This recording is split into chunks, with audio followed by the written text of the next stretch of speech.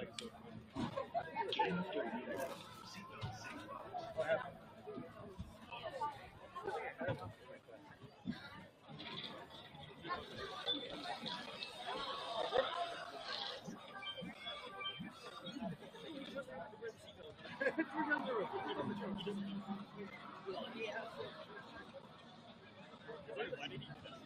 like the streamers like in the games, so they die.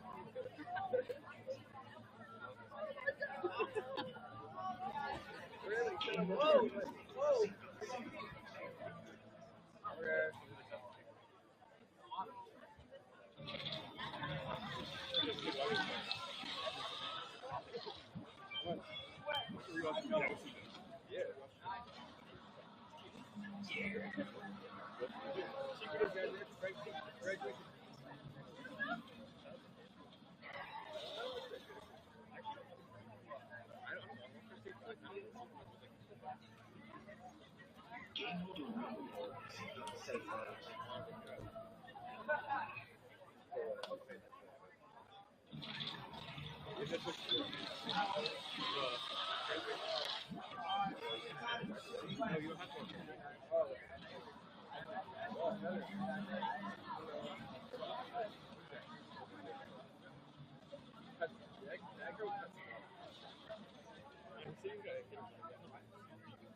Wait, he died in real life?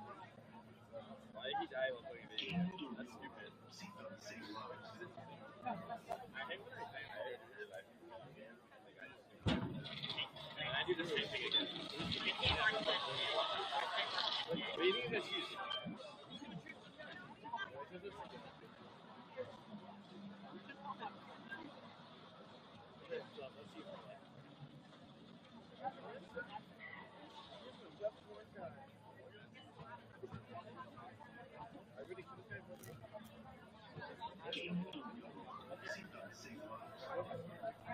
What?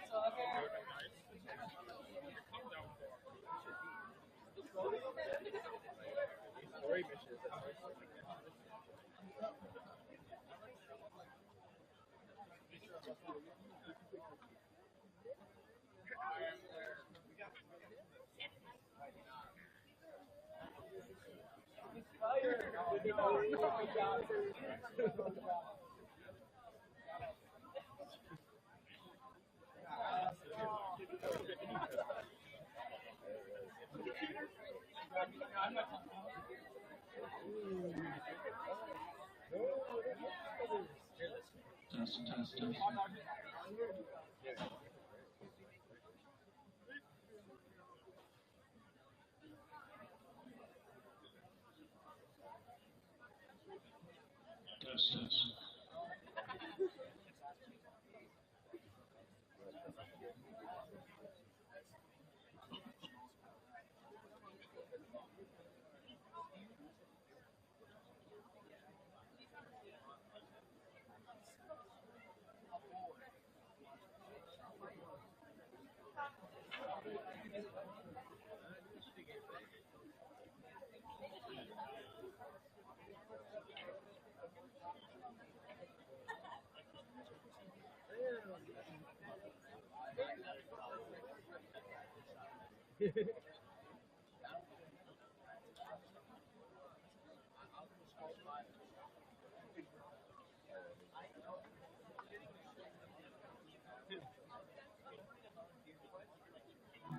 Sneaker peeker, fast roller, the night lighter.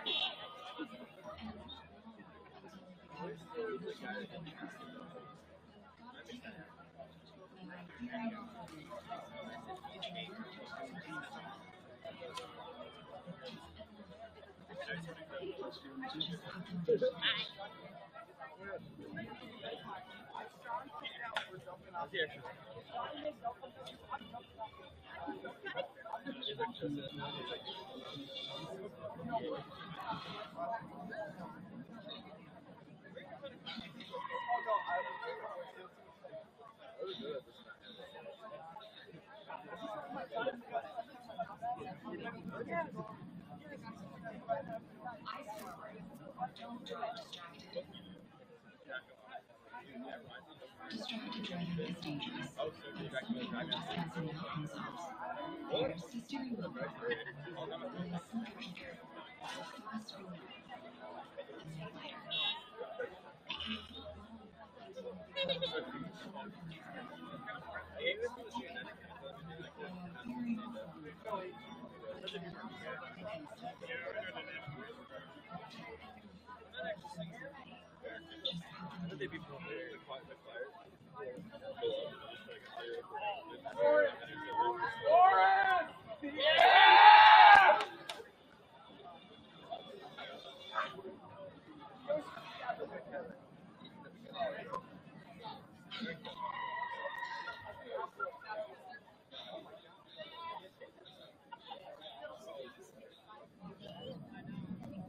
Don't drive distracted. Distracted driving is dangerous, but some people just cancel out themselves. There's the steering wheel proper. The sneaker peeker. Fast roller.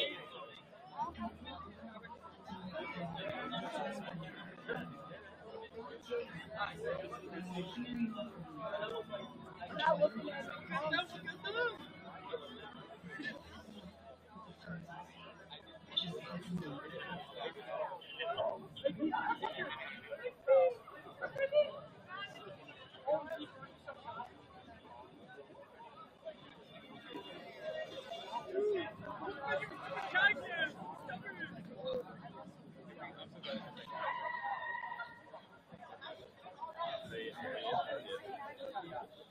I just want to go to this good shit. I forgot to do my stuff.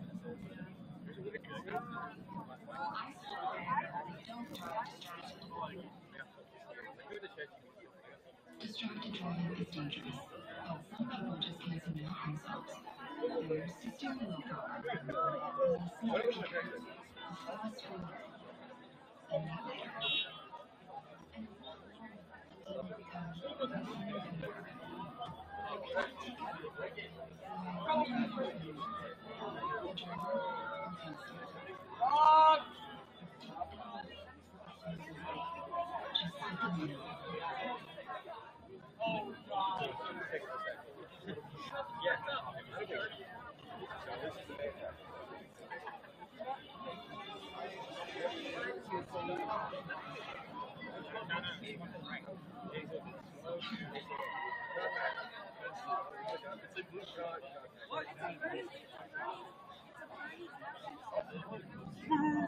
It's been a question.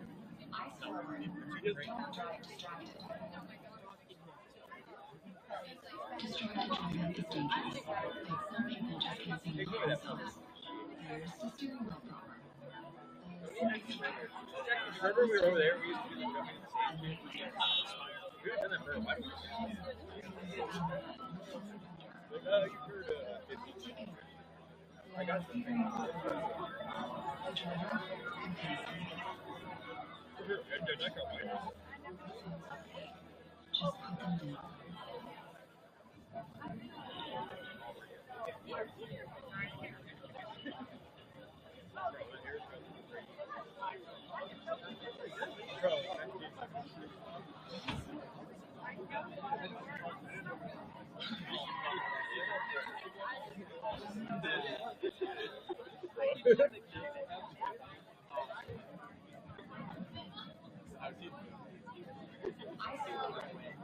drive distracted.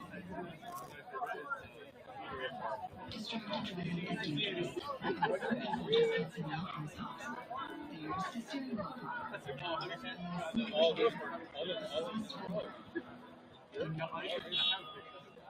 put them down.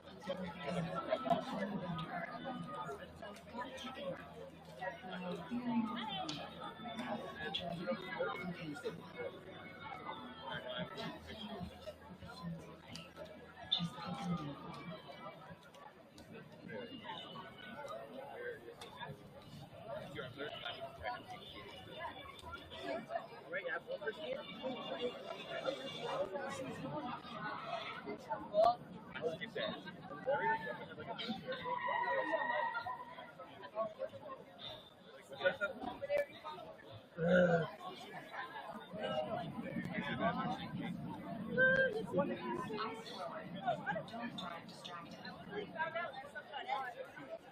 distracted. Distracted driving is dangerous, but some people just can't seem to help themselves.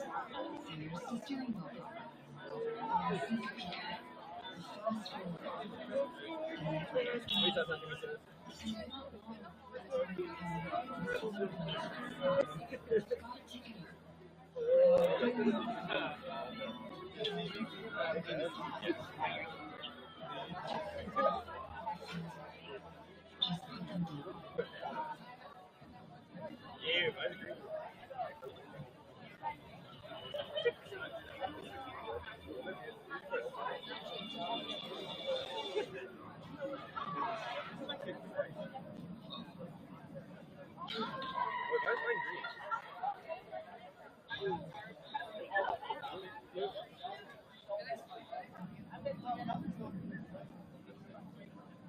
Eyes forward. Don't drive distracted. Distracted driving is dangerous, but some people just can't seem to help themselves. There's the steering wheel problem, the sneaker peeker, the fast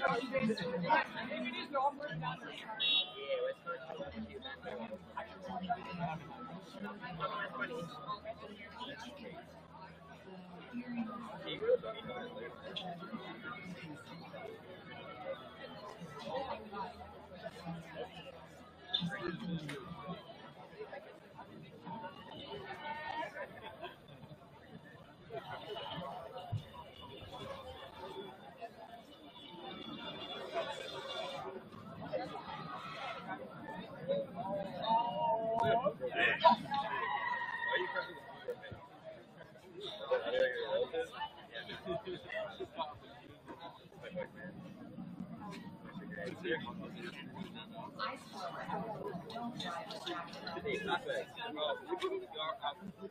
Distracted driving is dangerous, but some people just can't seem to help themselves. There's the steering wheel problem, the sneaker peeker, the fast forward,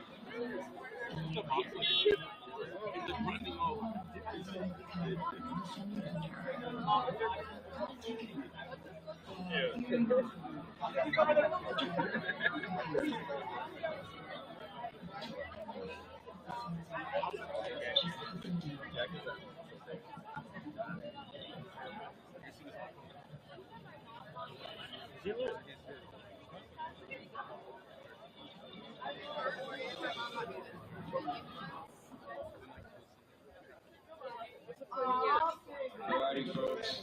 Thank you for coming out here today. If everybody could find their seats, we're going to start with the Ohio State Patrol Honor Guard here shortly.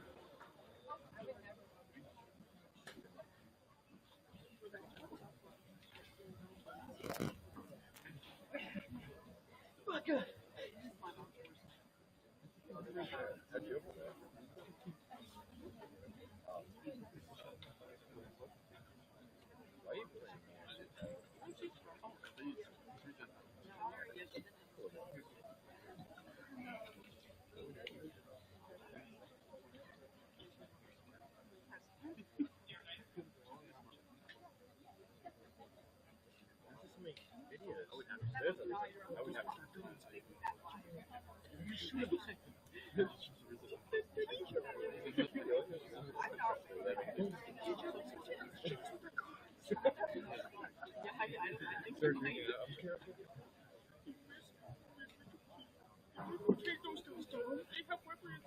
All right, guys, we're going to go ahead and get started here. Thank you all for being here. This is a great event for us to host for you folks. Usually we come around to all of the schools and do this, but this year we said, let's bring you guys to us. It makes it a lot easier, and we can put on a bigger event for you. I'd like to now introduce the Ohio State Patrol Honor Guard.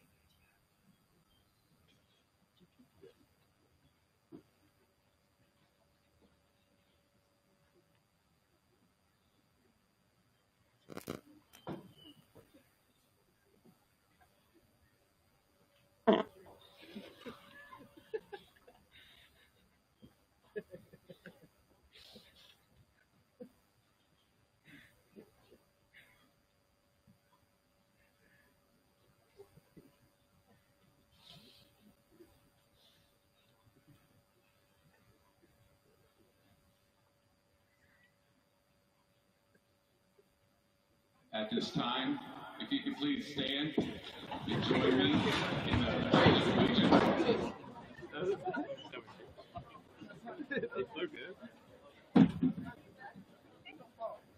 I pledge allegiance to the flag of the United States of America and to the republic for which it stands, one nation, under God, indivisible, and justice for all.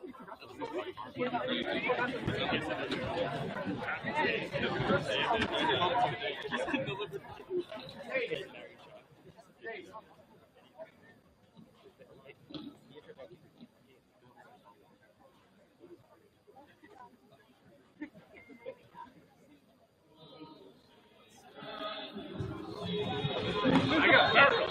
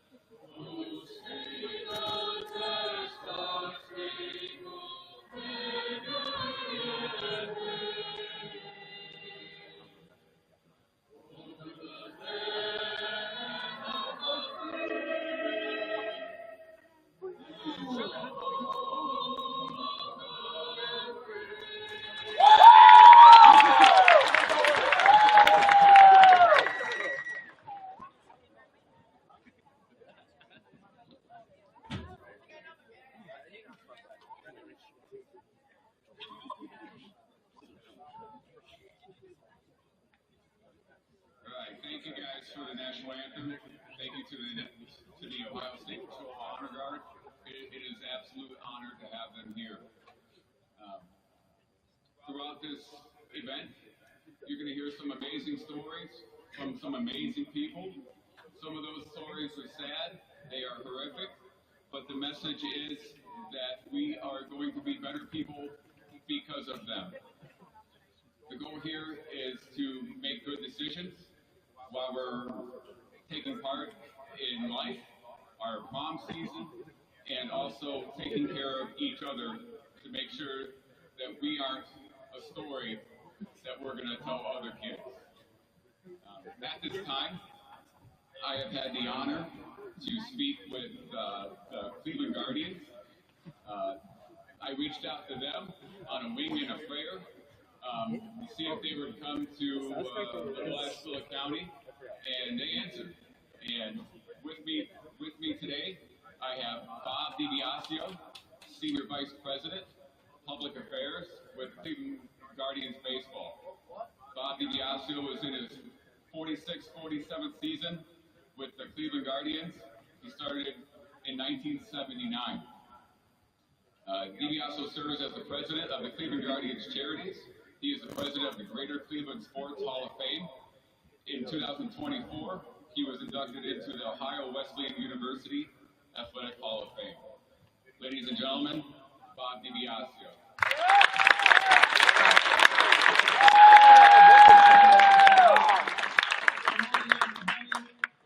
Be real brief on behalf of the Cleveland Guardians organization. It is an honor to be in front of you today to talk about what is so very important in your lives. First and foremost, you're going to hear, as Lieutenant said, a lot of stories that will end with, please make good decisions. I'm going to add one line to that. Just be the best version of yourself. Work hard. How do you become the best version of yourself? Is you do make good decisions. There's a thing that we talk about with our young athletes. It's called flight or fight. When things start to tip a little bit, do you flight, do you run, or do you stick and fight and be a little stronger to make those good decisions? So you have a very important day in front of you. Please absorb it all, because the most important thing is to become the best version of who you are. Thank you very much.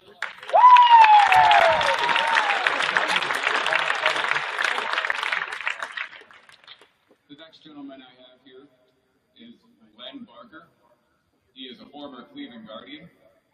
Len Barker pitched a perfect game May 15th, 1981. This had only been done 10 times at the time he threw the perfect game. He was a 1981 American League All-Star, led the American League in strikeouts in 1980 and 1981, had an 11-year career in the major leagues, 5 of those with the Cleveland Guardians. Len Barker also pitched for Atlanta, Texas, and Milwaukee. Most recently, Len Barker was the head coach at Notre Dame College and in charge of their baseball program.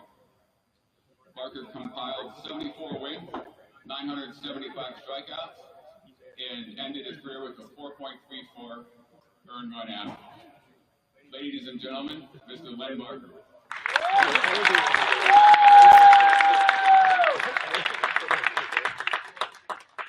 Thanks for having me here. It's really a pleasure to be here in front of you young people.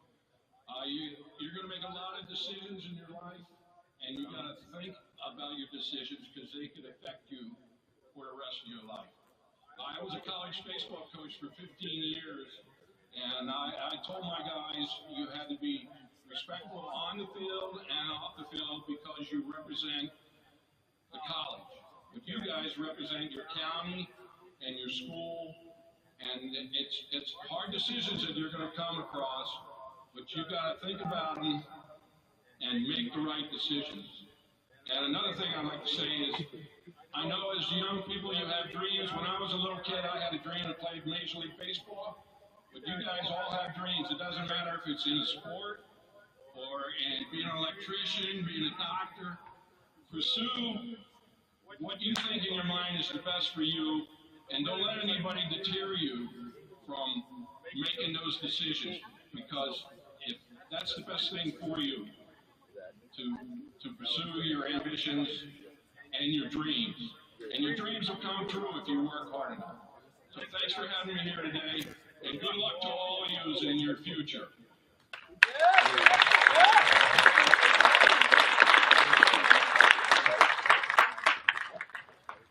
Next up, I just saw Cleveland Browns Browns. Mr. Chops. Let's give Chops, the Cleveland Browns mascot, a hand.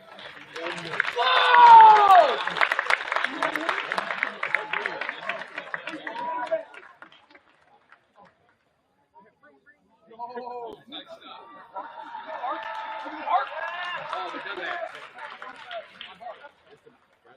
So we also have the Cleveland Cavaliers organization here with us today.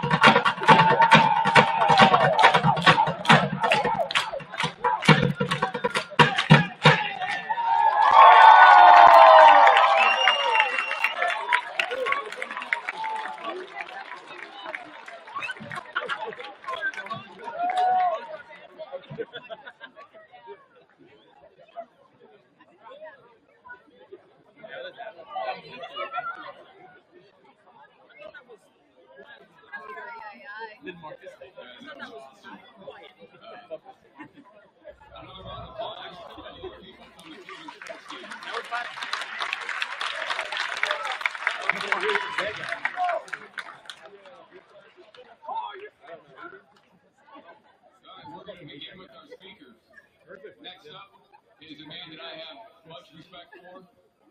He shares the same county as I do in providing the best law enforcement we can honestly provide these folks. His name is Lieutenant Tim Grimm from the Ohio State Patrol. I've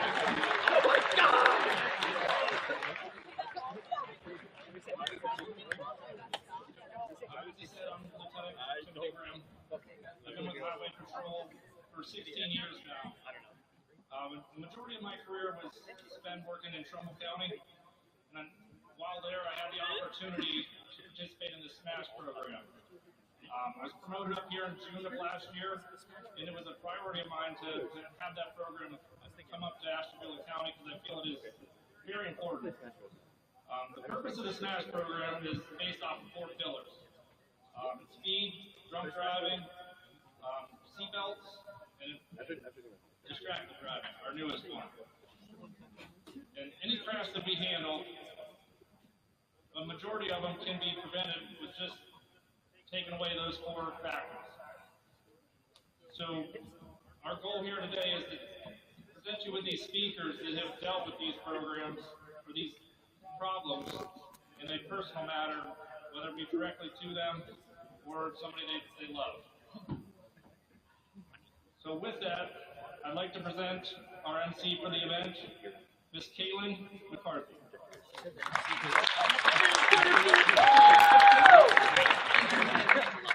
Good morning, everyone. I'm Caitlin McCarthy with Channel 19 News. It's an honor to be here at the SPIRE Institute for the Inspire Teen Driving Prom Promise. Thank you, SPIRE, for having us at your beautiful facility today. We'd like to welcome the following high schools for coming out to this very special event. From Ashtabula County, Conneaut, Edgewood, Grand Valley, Jefferson, Lakeside, Pymatuning,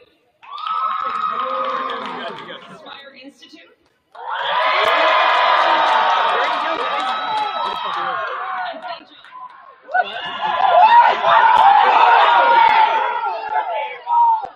And from Lake County, Kirtland, Lake Catholic, Look, he's like, and Madison, and Terry. where's the? And from Geauga County, we have Chardon and West Geauga. And finally, from Trumbull County, we have Bloomfield, Chalker, and Matthews. Oh, and I'm sorry, of course, Geneva.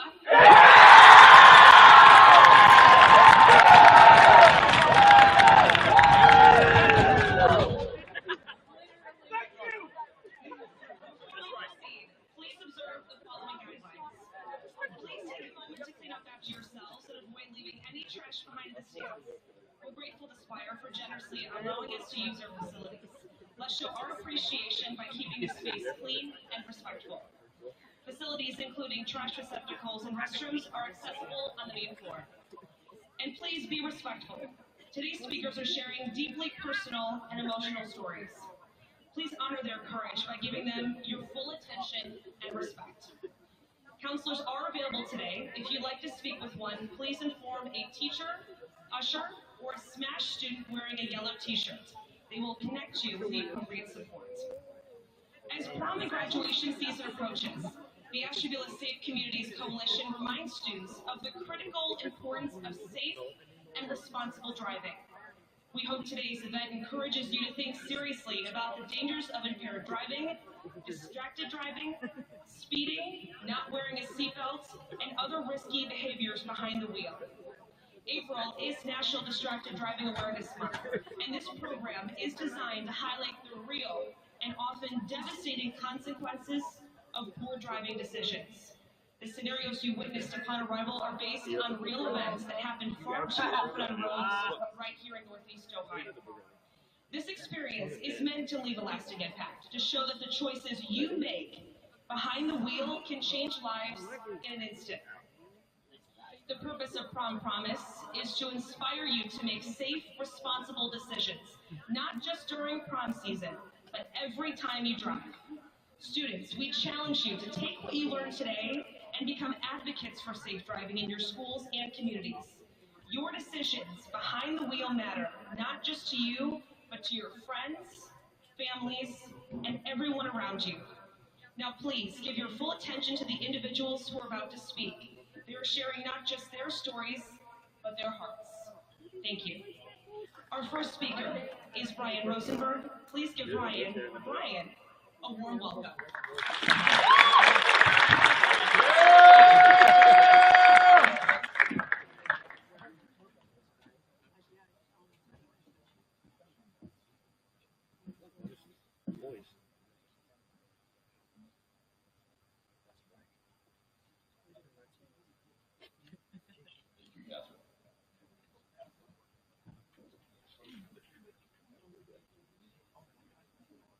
So I want to thank all of you for having me.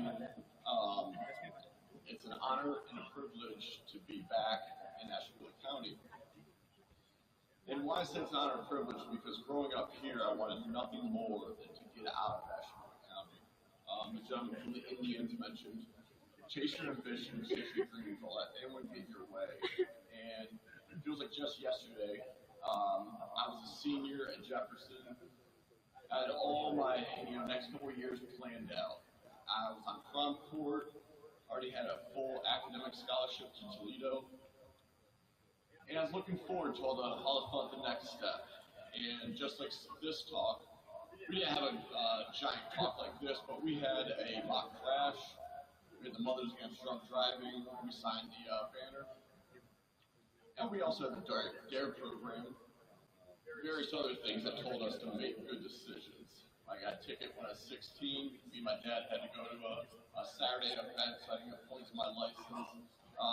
Because I made some poor decisions, I sped, sure. Also had the DARE program growing up, so I heard all the messages. My best friend, his dad, is a school resource officer. So I knew to do better, I was raised better, and where I ended up in life. Part of my story is going to be why I'm so grateful, so happy to be back in Ashtabula County. So I'm going to tell you a little bit about my story, where I had to go in life, and how I ended up back here, because when I was sitting where you're sitting at, I did not think I was going to be in Ashtabula County at this age. I had hopes, I had dreams, but what was missing from all the speakers when I was sitting there was somebody just like me. It always happened to somebody else, from a different background, maybe into different sports, or somehow unrelatable. So I share my story today in the hopes that in some form or fashion, you can identify with me and see that it is possible for kids like me, kids like you, to go down the path that we never intended. We knew better, even though we got good grades, came from good families. Bad things do happen to good people. So I'm originally from Rolling Shores, went to Rock Creek Elementary, and then went to Jefferson, graduated in 2010. We were the first ones to graduate in the new building. And I scroll through the pictures, you're going to see that I really don't fit into like any maybe mold. This current picture is when I was in drama club. This is for our senior talent show. Had a girlfriend all through high school. We were both on prom court together. We were in the top 5% of our class. Like I said, academic scholarship, go to Toledo for free. When I was sitting where you're sitting at, I already knew my major. I had a double majoring in accounting and finance. And I was in the honors program. In college, like I said, it was all paid for. Me and my brother were the first to go to college in our family. My parents got divorced when we were young, typical Jefferson childhood, and had a great upbringing. My parents pushed me to do better than they did. They wanted us to go to school. There was every opportunity to travel. Also graduated class treasurer. As an NHS, I participated in Mount UN. Because I was the editor of the school newspaper, I was the press correspondent for the Mount UN Club. I guess my main identity would be from football, and this was the last picture with all my classmates from my team after the very last game. I played with most of these people from the age of 7 all the way through high school. Like I said, I had a great opportunity and more than enough fun growing up.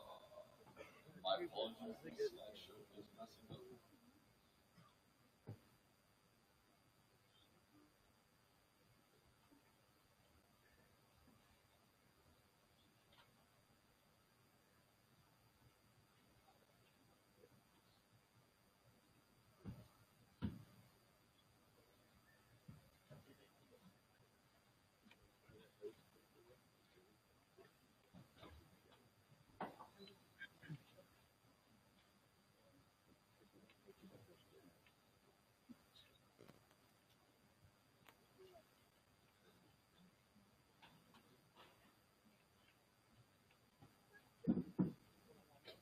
Give me a quick head nod if you're seeing a demolition derby car on the presentation. Okay, cool, back to track. So, Ashtabula County Fair hosted in Jefferson, and as a mechanic, so yeah, I fit the role of, maybe a nerd, my grades, jock, I could have played football, but essentially, my parents gave me the opportunity to do a little bit better than they did. I took every opportunity, so yes, I did well in football as a captain. I was elected to All-County, also represented us at the touchdown club. But on the weekends, I definitely had fun. So my dad being a mechanic, I had an opportunity to participate in the demolition derby. Went four-wheeling with friends. But then after all that ended, like I said, my goal was to get out of Ashtabula County. I wanted to get as far away from here as I could. I've gone too big of a school, so I didn't go to Ohio State. And I figured Toledo was the next best spot. For being an accounting major, I wanted to work for one of the big three accounting firms. They're located in Detroit. So this was just going to be a pit stop. So I got through prom season, got through graduation parties. And granted, I did have fun. Tried my hand at partying, really wasn't my thing. I was busy with work, busy with school, busy with athletics. I had supportive friends, this, that, and the other. Not to say I was a complete square of a high school student, but it just wasn't something I was into. Like I said, I had all the warning signs. It wasn't really something my friend group did. But when I moved up to school, I wanted that college experience, and maintaining a 3.8 GPA all through college, working and also getting involved there. I didn't have much time, but I also had fun there.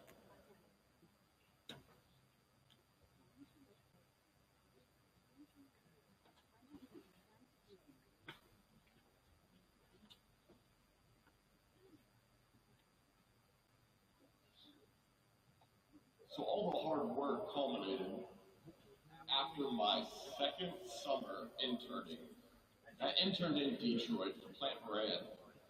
And this letter was in my inbox all through my senior year. And all it said was, if I graduate with the A's and B's I had, the honors program, I would have a job upon graduation. Stated August of 2014, I would start my career. Benefits, retirement, everything I wanted. Wear a fancy shirt and tie to work, have a beautiful office. All the long nights, all-nighters, internships, studying hard, even doing a mentorship in high school. Everything I did throughout 15 or 16 got me to this point. During this time, I was working at UPS in the mornings to pay rent. And like I said, all I knew is that I had a few more months of hard work and it was going to pay off. And every Friday we got paid, and generally coworkers want to go out, ask me. I was either getting caught up on sleep, getting caught up on schoolwork. College was a grind, and I was focused. Like I said, the gentleman from the Indians said, chase your dreams, chase your ambitions. Toledo is not my final destination. I really wanted to get to Detroit, and this was essentially the invitation to it. So on February 14th, 2014, I went out with some coworkers. It was just an average day after work, got paid, and decided let's blow off some steam from the work week, kind of celebrate going into the weekend. Just like many of us who go out to a party or hang out with some friends, whatever we do, we started that day with one poor decision, and that escalated to a few more bad ones. And unfortunately, when we get to the point where we realize that we're off the right track, it's generally too late. And unfortunately, that one small decision for me to go out that day started a disastrous domino effect that came to affect not only my life, my family's life, another family as well, and 4 other families that day. Because when I took that drink after work on Friday, I had no idea what the path would have for me going down the road. Because we hear the stories, we see the commercials, and we know there's tragic accidents, we see the mock crash, but nobody ever stood here and told me what happens after the crash. Yes, somebody may be hurt, somebody may pass away. What about the person that caused it? And unfortunately, my worst nightmare that day became my reality. That silver vehicle in the background was my car. And that's the first thing I saw when I came out of medically induced coma the Sunday, 3 days later, in ProMedica Hospital in their ICU unit. I didn't know what had happened. I didn't know where I was. Didn't know what day it was. I don't know how my parents knew what was going on, but they were there. It's about a 3-hour drive. I didn't know what was wrong with me because I couldn't speak. A breathing machine and a neck brace. I was strapped to the bed too. And there's also officers at the door. When I wrote down a piece of paper asking my mom what had happened, a look came upon her face I'll never forget because she couldn't bring herself to tell me. She had to show me on the WTOL evening news. Remember the water stamp in the corner being the first I remember that said 4:59 p.m., meaning the 5 o'clock news was coming on just a wee bit early. And unfortunately, my vehicle, this vehicle, the white vehicle, was the third one involved. And the second vehicle was the first one I hit coming to an intersection I knew well, close to campus. Along with 2 others, was my new reality, and that's what I saw in the evening news. And my mom had to show me a mother's worst nightmare as her new reality. Because what I didn't know then, which I know now, is that I came to an intersection doing 60 miles an hour, unable to stop. I impacted this first car, we ran to the white car, and the 3 of us went to a cross intersection. We were colliding with 2 other vehicles, 5 total vehicles. And the person operating this black vehicle was in the ICU unit down the hall from me in much worse condition than I, because I walked out of the hospital that day, no injuries, no airbag going off, no seatbelt. What I didn't know then was my life was bad, and the officers at the door where they would question me about my involvement in that crash and the level that I drank that day. But it would go much worse as the days went on. I grabbed a few things on my apartment, came back home with my family. I was eventually kicked out of school, lost my job. At the time, I was facing vehicular assault because I hurt somebody. And I caused an accident under influence. I was looking at 1 to 3 years in prison, and nobody from my family had ever gone to prison. Nobody I ever knew from Jefferson, nobody extended family had ever gone there. And the thought of 1 to 3 years in prison was scary to me. And everything I'd worked for came crashing down. Like I said, the job offer was rescinded. And this was my new reality when a month later after this crash, the person that was operating that vehicle after they got extracted from it with the jaws of life ended up passing away from their injuries. And I was indicted on F3 vehicular homicide, negligent, and F2 vehicular homicide reckless. Both of them aggravated me. I was considered a violent felon now. So now I'm looking at 5 to 13 years in prison. 1 to 3 was scary. I didn't know how to handle it. I fell into a deep depression, contemplated suicide. My dad didn't know how to handle it. He kind of to a space between us. It was very tough for him. Lost my job, was kicked out of school, and every time I had to go back and forth to court for my hearings, my parents had to take off work, so my license got suspended. For me to be bonded out of jail, my parents had to put the deed to their house up as collateral so I could walk free for the ensuing court dates. It was very rough for my family. My family kind of got isolated from any of their friends, and it was a very lonely time for everybody. Eventually, all these hearings ended because in and out of court, there was no plea deal. There was no hearing my side of the story. There was no going to trial. It was pretty open and closed. I was drinking. I got behind the wheel. I caused this accident.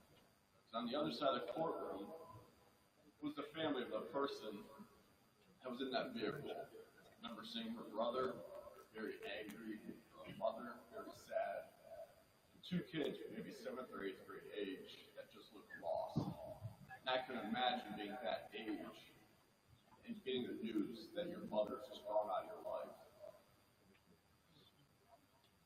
And on August 27th, 2014, all these court hearings eventually came to an end. When they snapped this photo was the moment that the gavel came down. The judge told me I'd be spending the next 2,555 days with the Ohio Department of Rehabilitation and Corrections. 7 years mandatory, day for day. I was 22 years old. The judge offered me a consolation and said, "You'll be out before you're 30. So from that point on, like I said, nobody in my family ever gone to prison, had never known anybody. Everything I knew was essentially from TV and movies. From there, I went to the Lucas County Justice Center, where I spent 2 weeks. I was then transferred to Columbus for processing. Spent 3 weeks there. Eventually, I shipped off to Allen Oakwood Correctional in Lima, Ohio. Where I shipped off to was based on my security, and they deemed me because of my age, my crime, my education status. I would be housed with murderers, shooter shooters housed at the same facility. My first cellmate was doing 25 years of life. He had spent 40 years in prison already. He was in the Lucasville riot, which occurred in 1993. For reference, I was born in 1991. There were people there for rape, murder, drug dealing.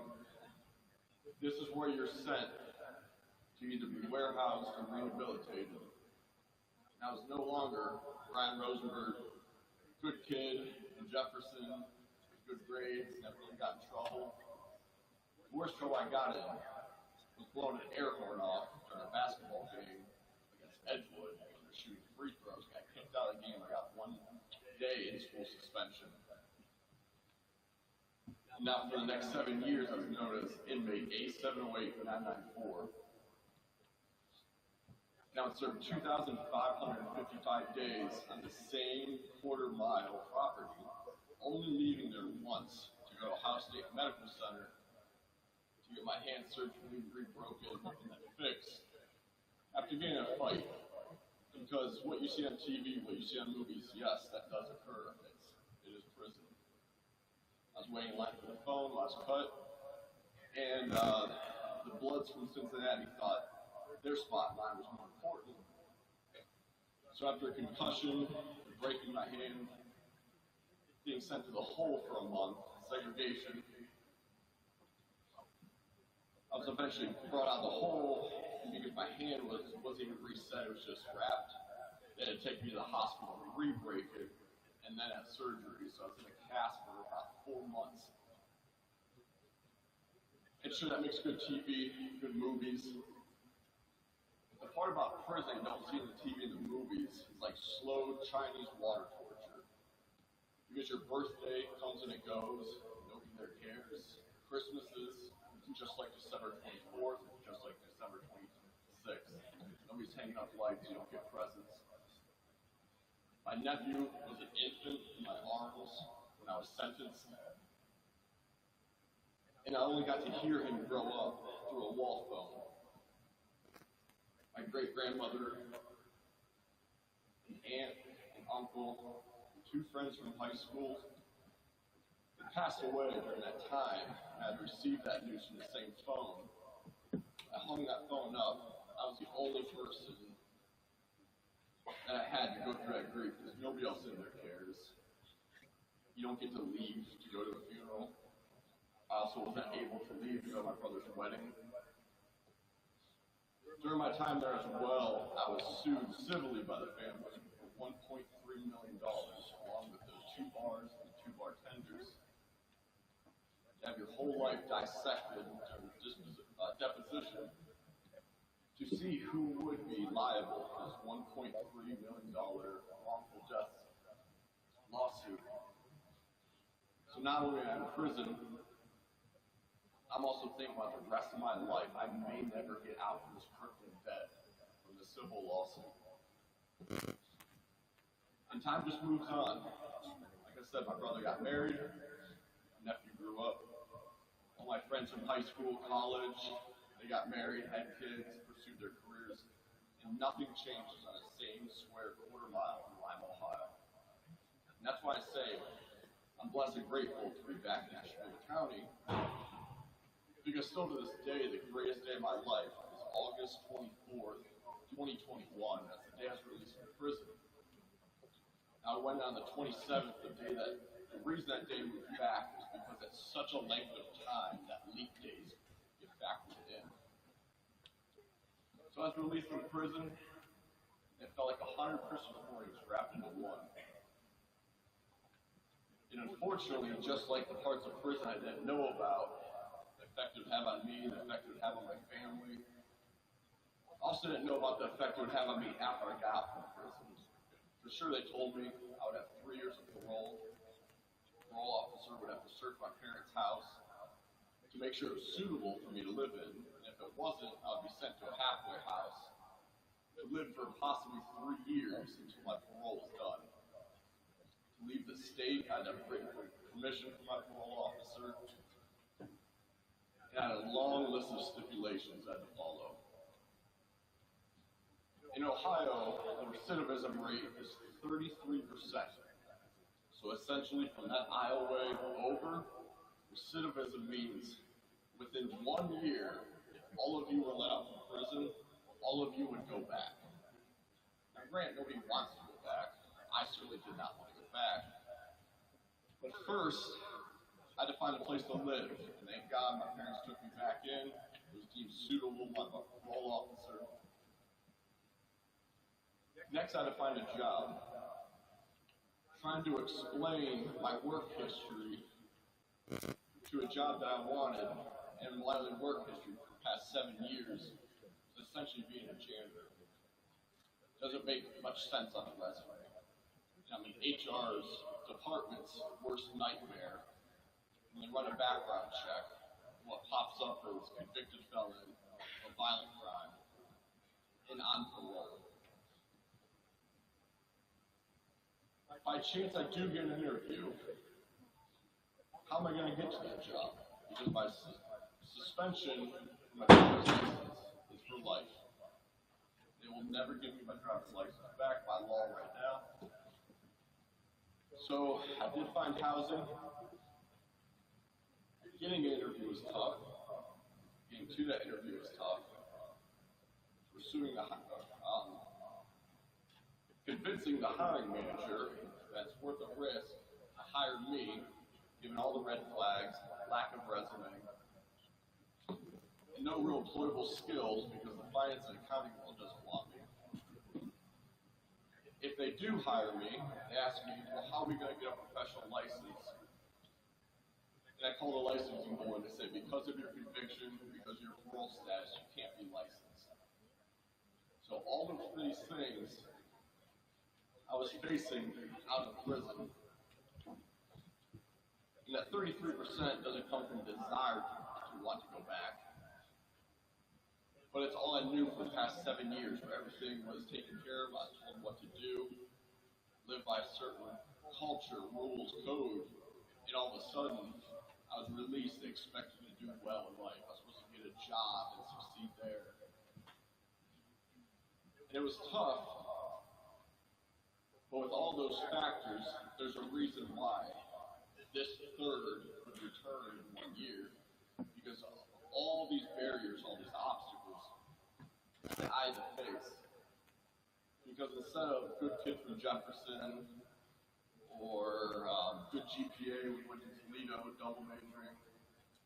And everyone that hears my name, or Googles me, the first thing that pops up is the news story from the car accidents, my ODRC inmate profile, or the not so great things that people put online. When you make a terrible decision, they get up that morning with the intent to hurt anybody. But I got up that morning, made a small decision without knowing the ramifications of that small decision. How it impacted me, how it impacted my family, how it impacted the victim's family, and everybody else that day.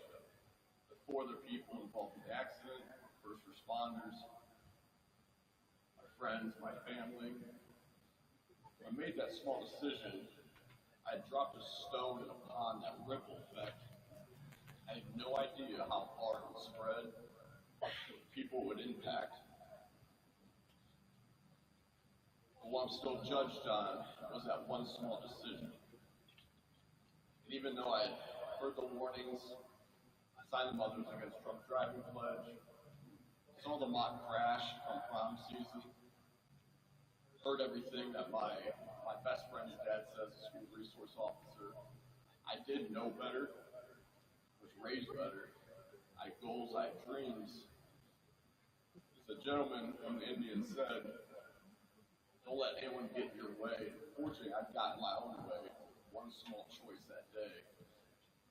February 14, 2014, almost 11 years now. But that small choice still follows me. Still follows my family. No matter what I do, I can't shake that stigma. And also, no matter what I do, I can't bring that person back that was affected by my drinking and driving decision. I can't replace memories with those kids that I had to see in the courtroom that they missed out on because of my decision that day to go out and not call a friend or ride with somebody else, or call a cab or call an Uber. So when I was sitting at Jefferson around this time of year, I thought, yes, these things happen to other people. These things happen to kids not like me.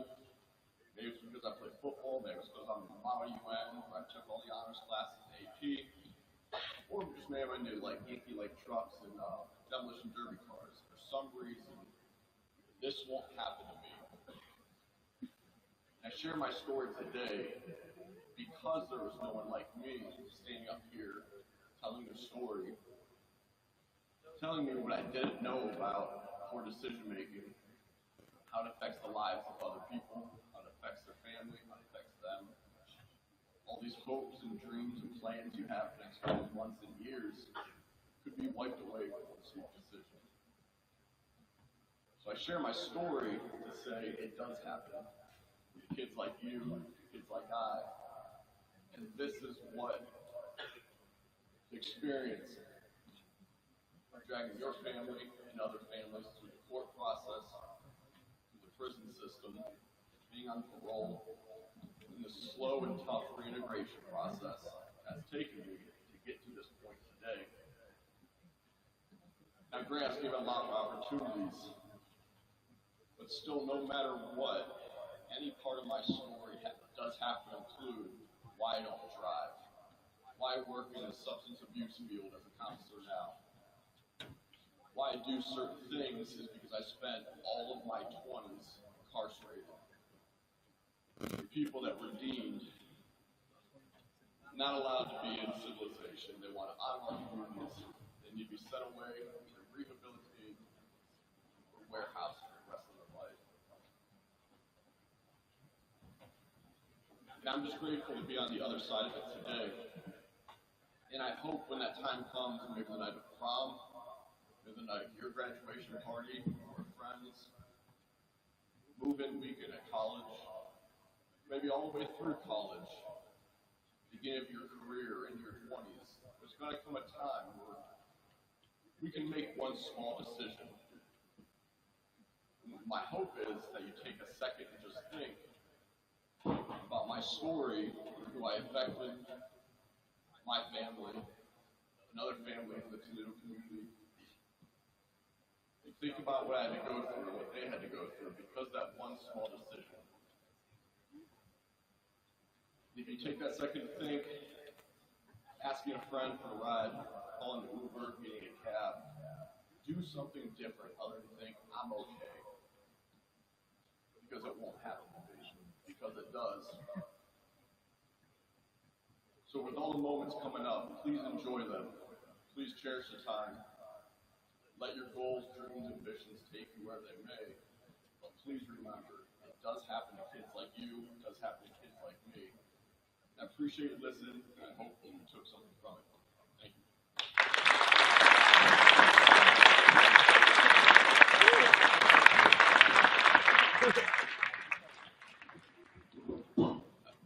Amazing gentleman there. I have a lot of respect for him getting up here and telling you about his worst day. He will never ever ask you for to feel sorry for him. He will never ask you to forgive him. He is dealing with that. He has to live with that. And let's give him another round of applause.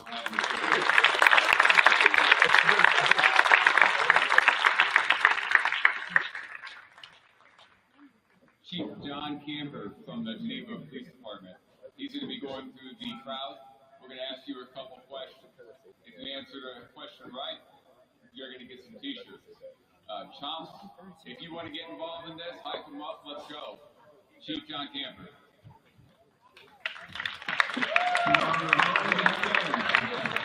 Okay, who wants to answer some questions? Right there, okay.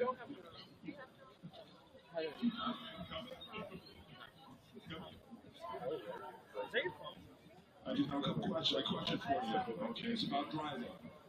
Okay, there are hours that juveniles are not permitted to drive without a parent. Do you know what those hours are?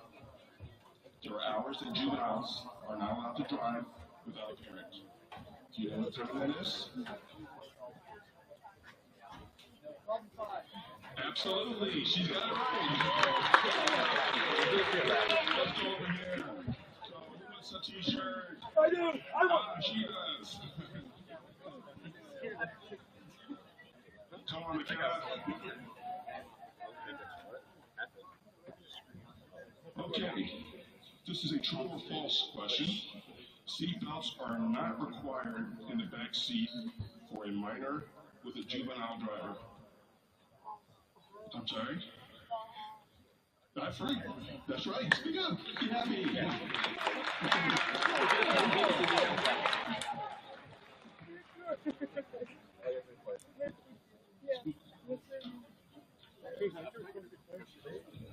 Okay, so, all right. You young man, stand up. A minor may not use a cell phone while driving. True or false? Sorry. True, absolutely. Great job.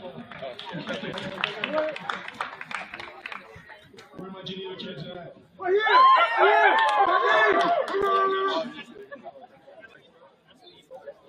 Okay, who wants to?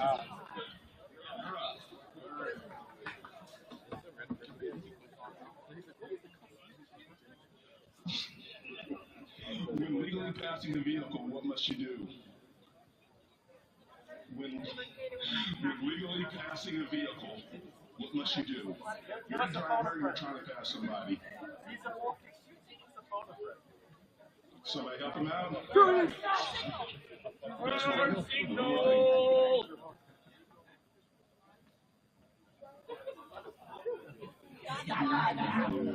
One more try.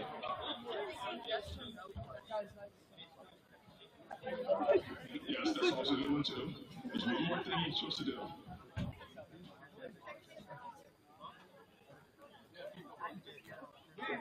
Somebody help him out, please. Somebody? Who said that? She didn't. All right, she gets it. Don't worry. Sorry, bud.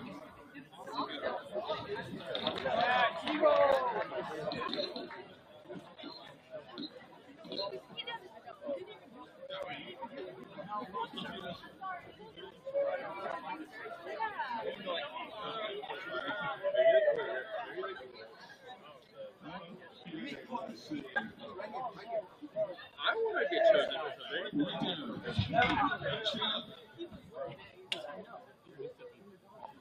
Okay, this is a good one. What is the leading cause of death for those under 21? And what happens when you text and drive? Car crash, that's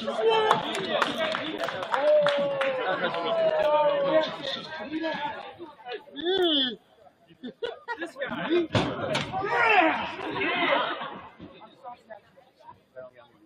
Okay, we'll do a multiple choice question. All right.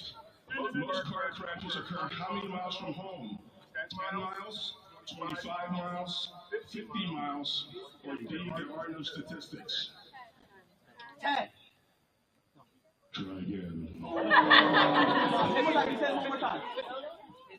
miles, 25 miles, 50 miles, there are no statistics. 25.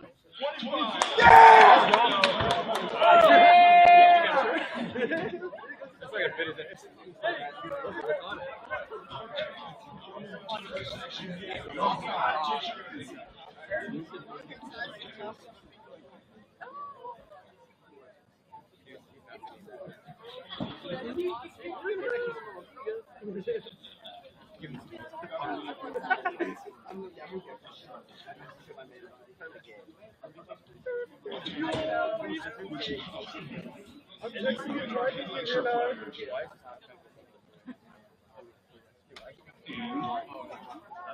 Absolutely. Between dusk and dawn, or sunset and sunrise, during rain, snow, and fog.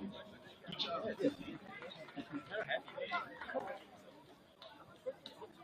Up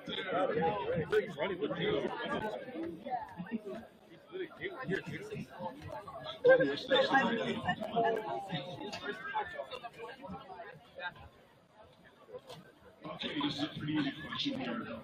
Do you need to have a rear license plate light? Yes, absolutely.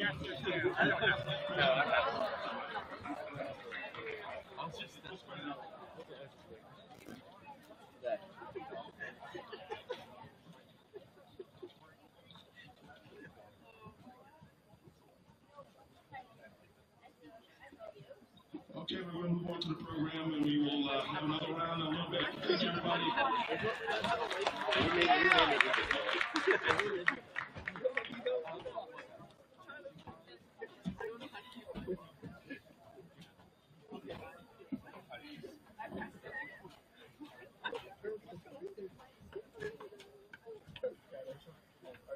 Hello, can you hear me?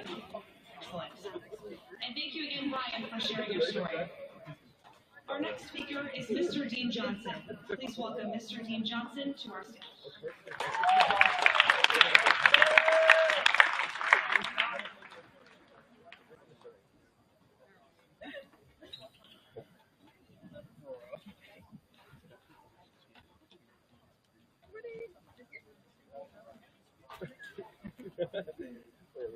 While Joe is getting this started, I have to say that it's very difficult to talk for Brian.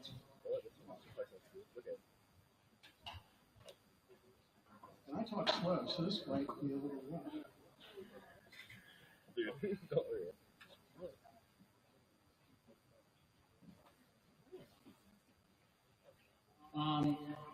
It's good to see all of you here.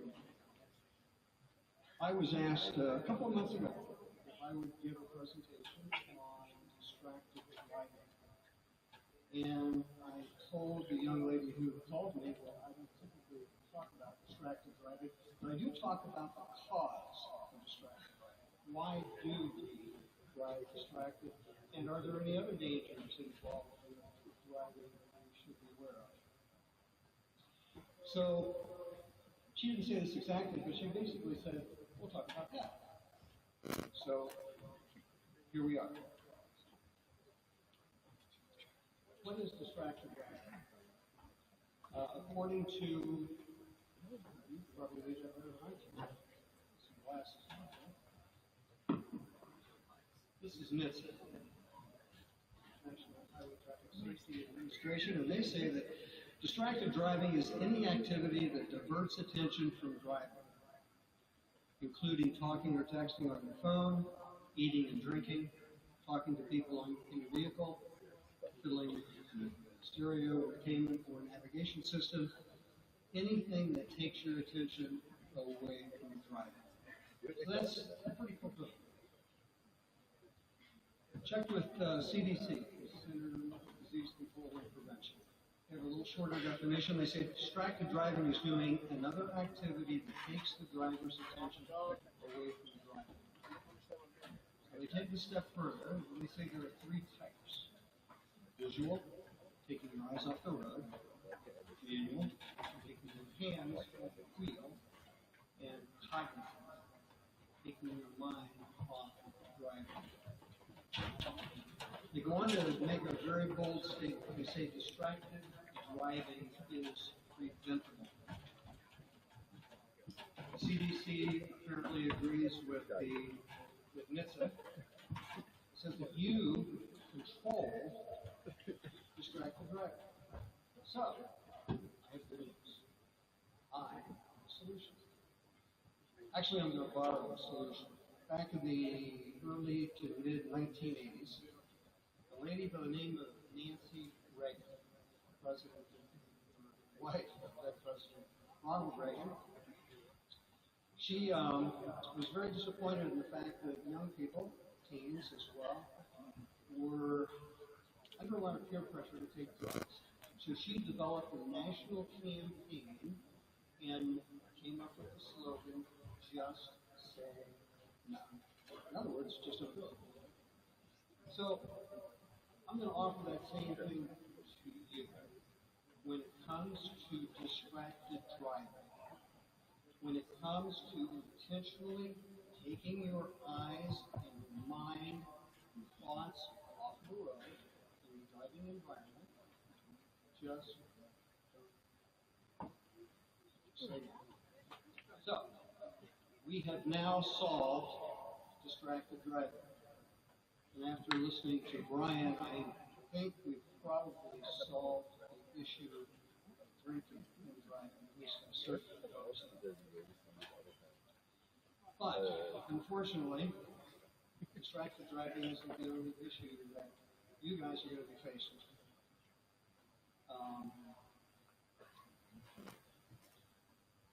Let's see what we're doing, okay?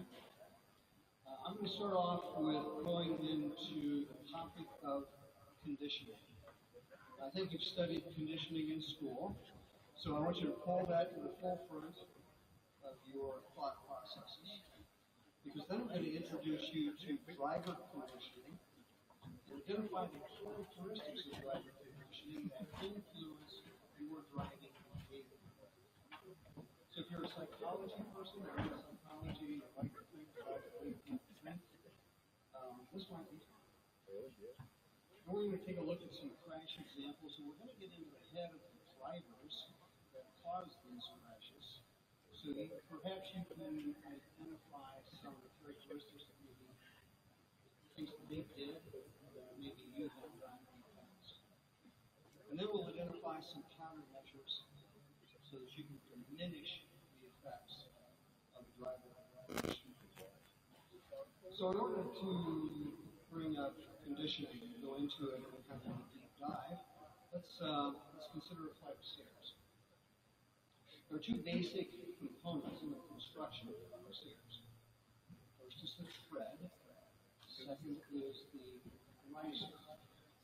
The riser determines how high you lift your leg to place your foot on the step. And the depth of the tread determines at what angle you place your foot. Exciting so far? Let me lose you. So when we approach a flight of stairs for the first time, we do a whole lot of things automatically. We literally don't even think. For example, the first time we approach a flight of stairs that we've never traveled on before, the first thing we do is to glance at the top or bottom to see how far we're going to travel. The second, third, and fourth things that we do is subconscious. Our brain, without even giving it any thought, it takes a look at the depth of the track to see where your foot's going to be placed. It observes the height of the riser, so it knows how high to lift your leg. It does all of this subconsciously. So, let's say we take an imaginary trip up that flight of stairs. And let's say that halfway up the stairs, there's a riser that is 1 inch high. What do you suppose is going to happen? I think you probably know. The person going up the steps is most likely going to trip. The person coming down the stairs, they're not holding onto a handrail, they're going to fall. So, what will happen if we put a message in front of the riser for people going up that says, next step 1 inch higher, and coming down it says next step 1 inch lower. What would happen? Would people still trip and fall? Well, if you figured out that yes, they probably will, your answer is correct. They probably will. Let's take it a step further. What if we put a flashing light on each side of that sign? Will people still trip and fall? Probably not. Some may, most won't. So, let's talk about conditioning as it pertains to driving, and more specifically, let's talk about driver conditioning. What happens when you and I become familiar or conditioned with our surroundings? We stop paying attention to those surroundings. When we stop paying attention to our driving surroundings, a lot of our things can happen. But before I get into that, let's talk about the definition of driver conditioning. I need to watch one of the slides so I know where I am, right? What is driver conditioning? Driver conditioning is the process through which drivers become conditioned to respond to traffic patterns and road conditions that remain consistent over an undefined period of time or distance. Now you can read, see, hear.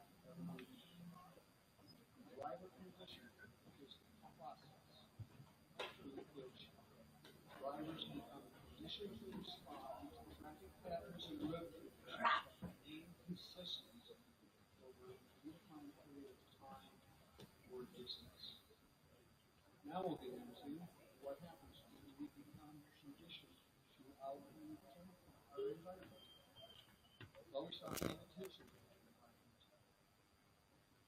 So, driver conditioning influences driver behavior by diminishing our focus on our driving environment, and that affects two mental processes. The first is called mental compromise. The second is cognitive disengagement. There are also two secondary processes. One is called inattentional blindness, the other tunnel vision. So with regard to mental compromise, this is when we share our driving experiences with other activities or thoughts. And there are two types of mental compromise. One is intentional, where we purposely shift our attention away from the act of driving, and we've already had that, right? It's just tired. And we're not going to do that anymore. It's a choice, right? So we're not going to do that. However, there's also unintentional mental compromise. I don't care how hard you try to stay focused on the road, your mind will wander. That is unintentional mental compromise. The other mental condition that's affected by this, caused by this, is cognitive disengagement. This is when we are literally not aware of our surroundings. This typically happens when we're driving in familiar areas or areas where we're not being challenged in our driving experience. Now, to give you an idea of how serious this is, I was talking to a friend of mine several years ago about this topic, and she said, well, I've done that. And I asked her to explain. For a little bit of background, she was a nurse, and she was working nights at the time. And she told me that one morning she got off work, walked into her car about 7:30 in the morning. And she remembered everything. She getting the keys out of her pocket, the key in the lock to get into the car, starting the car, backing out of the parking slot. She said the next thing she remembered, she was sitting in her driveway watching her stove go off, and she had no idea what she did. She didn't even remember pushing the button to open her garage door. That is how intense cognitive disengagement can be. Next, two secondary side effects: inattentional blindness and tunnel vision. Inattentional blindness, by the way, if you ever want to go to YouTube and plug in inattentional blindness, you're going to see some really crazy videos. It's kind of fun. But it's also very dangerous because when we're driving, it actually occurs quite frequently. It causes us to look past objects that are in full view and can be defined as the failure to notice something that is completely visible because of a lack of attention. The other visual issue is tunnel vision. Unfortunately, tunnel vision does not happen very often. It causes a loss of vision outside of a small area of focus. It can be defined as the loss of peripheral vision with the retention of central vision. Now, because this doesn't happen very frequently, I want to go into a little more detail. Because you never want to experience this, and I guarantee you, if you ever do experience it and you live through it and you haven't killed anybody in the process, you will never want to do it again. So I'm going to tell you how to avoid it now. I want you to imagine where you're sitting right now. You're really sitting behind the steering wheel of the car. The car that you're going to drive if you haven't started driving yet. And you're moving. You're actually driving. You're going down a straight road, and you can see it maybe a mile ahead. You're traveling at 60 miles an hour. And all of a sudden you come to the realization that the road is all you see. Virtually everything else is white. In this visual state, you literally can drive through an intersection, you can drive through stop signs, you can pass an elephant on one side of the road and a Ferris wheel on the other. And as long as they don't make noise, you will not know they're there. Tunnel vision is extremely dangerous, and we're going to be discussing it a little bit later.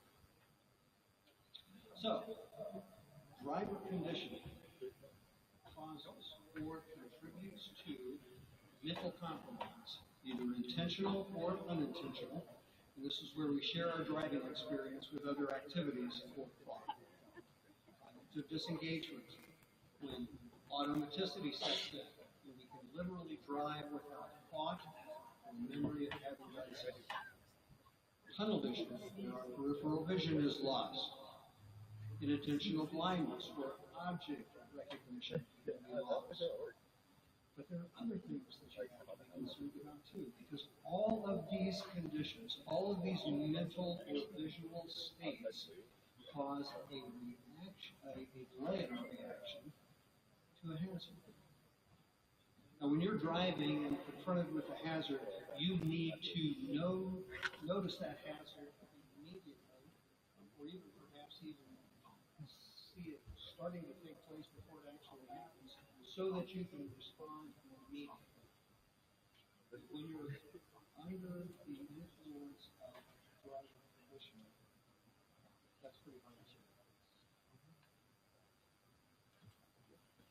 And the final thing is this, and this is actually kind of scary. You can actually train yourself to do things that you've been taught not to do. You can teach yourself to do things that are unsafe and dangerous and actually life-threatening and not even know you're doing it. These are the mental issues that we deal with driver conditioning. If we were to look at this on an organizational chart, it looks like this. Driver conditioning contributes to inattentional blindness. It causes cognitive disengagement, which could also lead to tunnel vision. It contributes to mental compromise, both intentional and unintentional. And it's under intentional mental compromise where personal bad habits are developed. And this is also where distracted driving occurs. Which we're not going to do it, right? Because it's a choice. You had a choice. And I think we agreed, I didn't see anybody say no. I think we agreed that you're going to choose not to drive distracted. And that's great. Let's take a look at some crash examples. And see how driver conditioning contributed to these crashes. Okay? In that red car, which is actually in reality maroon, are two women. There is a driver in mid-40s, mother of two, and she next to her on the passenger side is her mother. Now they're stopped at a stop sign. And so far everything was pretty cool. But here's the thing. Arriving at that stop sign, they actually drove through 11 other intersections, 8 of which had fully functioning traffic light, 3 were four-way stops. She is now at intersection number 12. Now, on her approach to this intersection, she came up over a rise and could see the intersection about 300 or 400 yards away. And guess what her mind told her? What conditioning actually taught her was that this was a four-way stop. But it wasn't. She doesn't know that. Inattentional blindness takes over, and she doesn't see the little sign underneath the stop sign that says cause traffic that's not stop. So she pulls up to that stop sign, and there's a car approaching from her right, or to her right, and it has a left turn signal on. So she's going to wait. Now, this driver will get into his head. This driver is familiar with this intersection. The red car driver is not.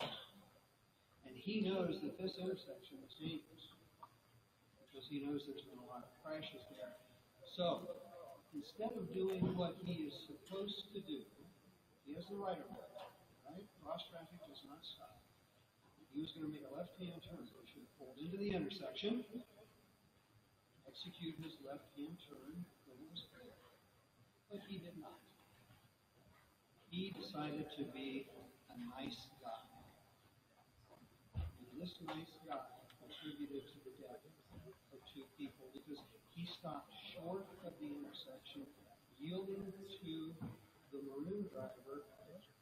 She felt he did exactly what he was supposed to do. She pulled forward and was killed right after the front of the car went over the center line.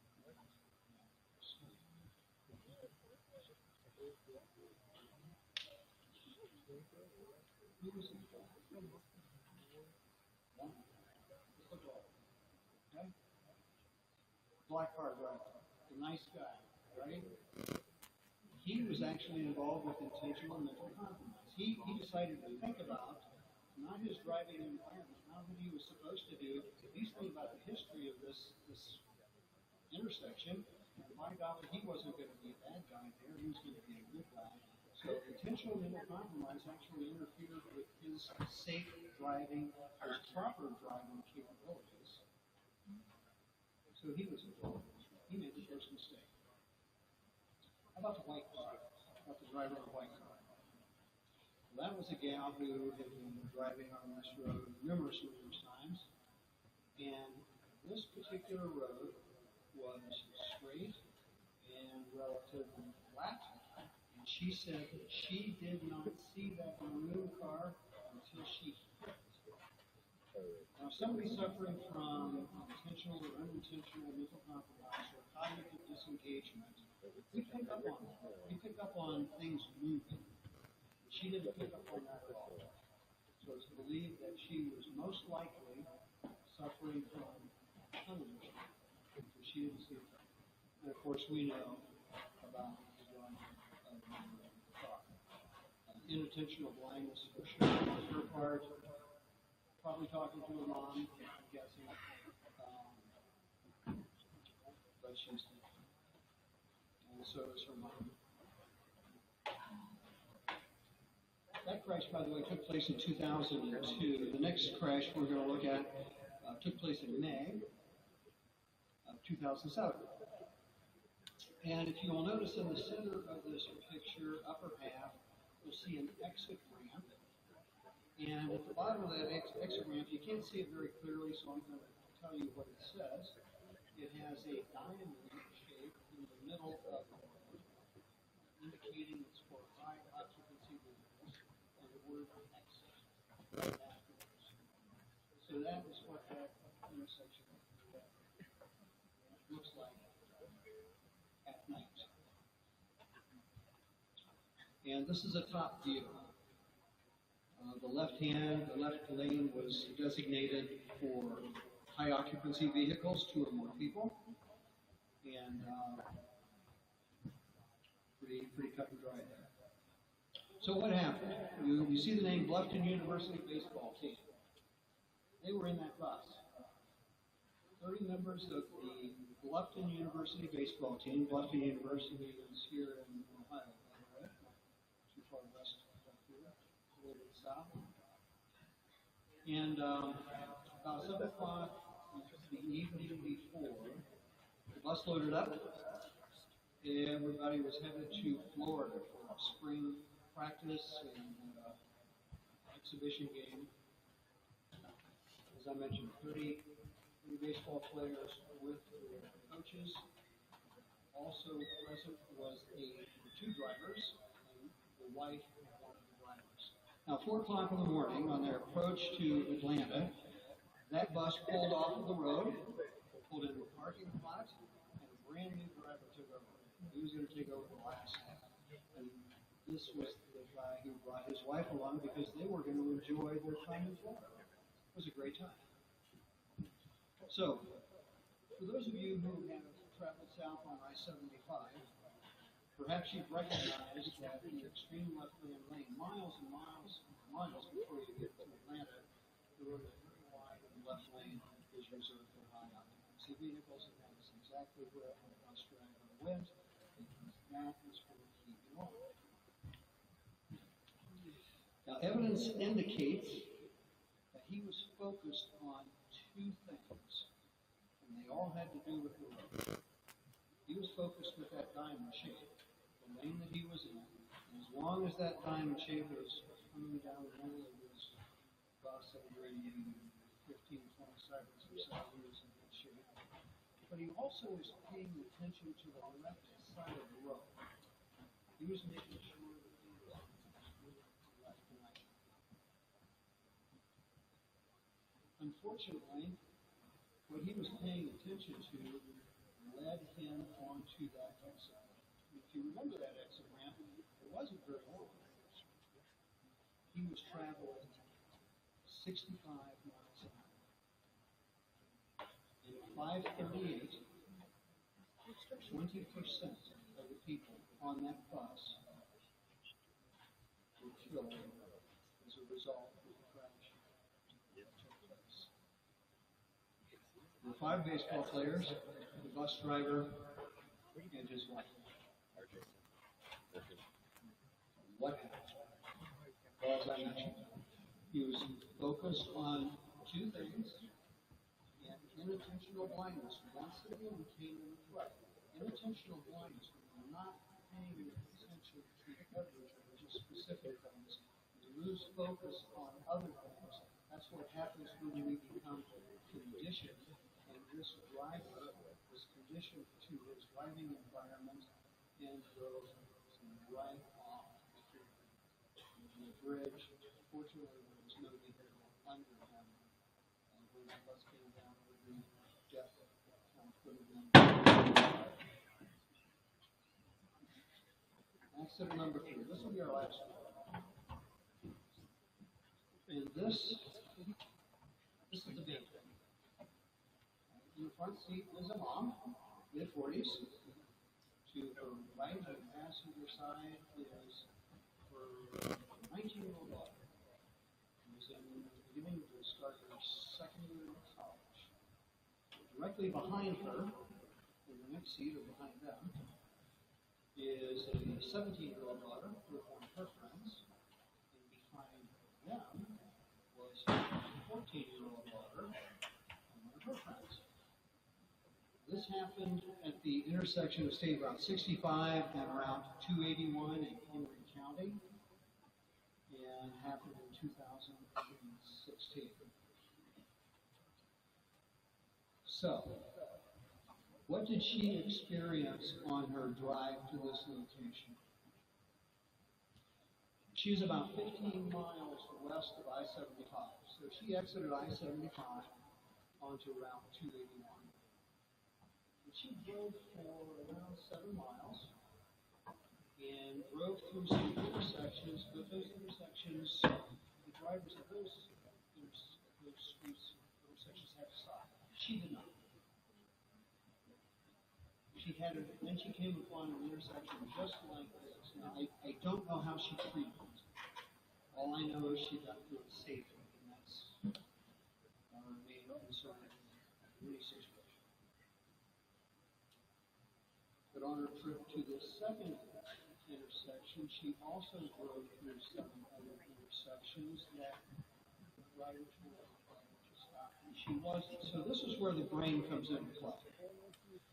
And when we're not focused on our complete driving environment, I'm talking about the whole thing. Her brain told her that fast traffic stops. So when she pulled up at this intersection, with a big red stop sign with the red lights flashing around, good stuff. Underneath that sign, fast traffic does not stop. Didn't see it. She pulled out.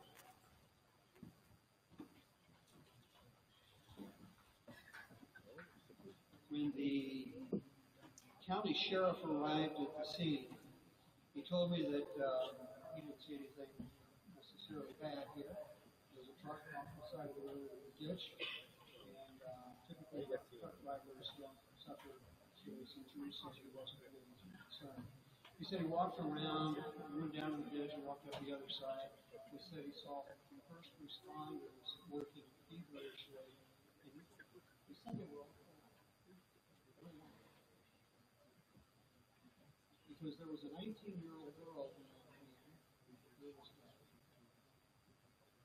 Her mother was actually pinned in the van. Her arm had actually flown outside of the vehicle. The cab of this truck came down on top of the vehicle. They had to go in through the back window, trying to extract 4 young girls. All had life-threatening injuries. A mother who was pinned, and of course the bottom of the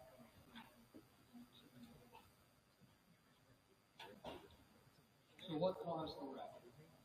Well, at this particular location, tunnel vision is actually allowable.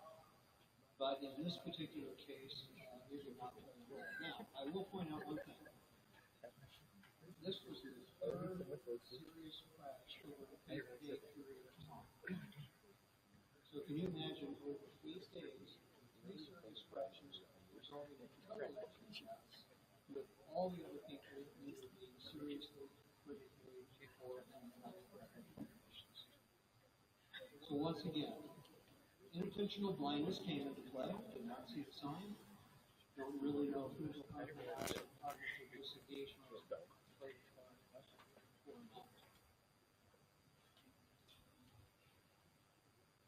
I want to highlight the fact that your mind has a mind of its own. Your driver conditioning impacts everyone. In these cases, intentional blindness contributed to the crash. In the other crashes, it was either intentional or unintentional mental compromise, cognitive disengagement, or tunnel vision. Also tunnel vision. For most of us, it's not possible to keep a focus on our driving environment 100% of the time. So that's a problem. But it doesn't end there. It's also not possible for other drivers to keep focused on their driving environments either, which means you have to pay extra attention and stay alert for any erratic or unexpected behavior that might take place in front of you. So, here we get to the important part. What can you do to prevent yourself from becoming a victim of driver conditioning?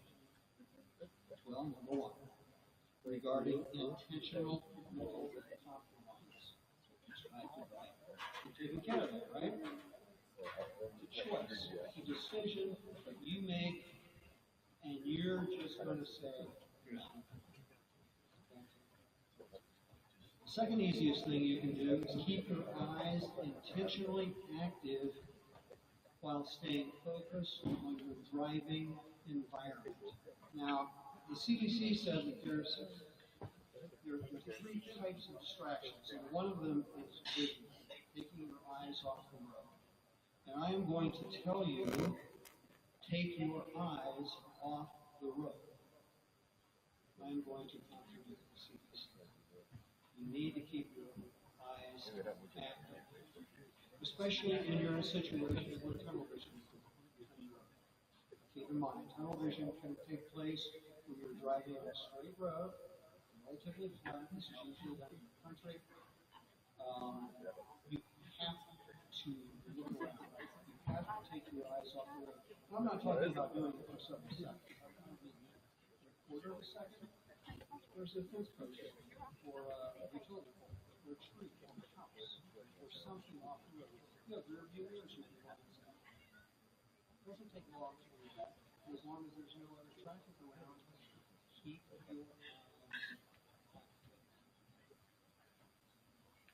If you find yourself losing attention and you want to stay focused on your driving environment, you can play a game. It's called What If. And then add different scenarios about your environment. Questions like, what if the car in front of me stops?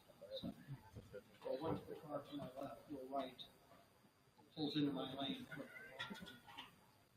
One thing to keep in mind, blind spots. You learn about blind spots when you took your driver's education class. Don't drive in someone else's blind spot. And don't ever initiate a behavior that conflicts with the training you received. Such things as changing lanes without signaling or entering or crossing a roadway without looking at least twice. Those are easy things to fall victim to. That mistake could cost you your life. You say, well, what about if I'm driving on a freeway and there's multiple lanes and there's literally no traffic around? There's no need to change, no need to use a traffic or a signal to change lanes, right? If you change lanes in that situation without using your signal, that lane change, there's not going to be any negative consequence to it.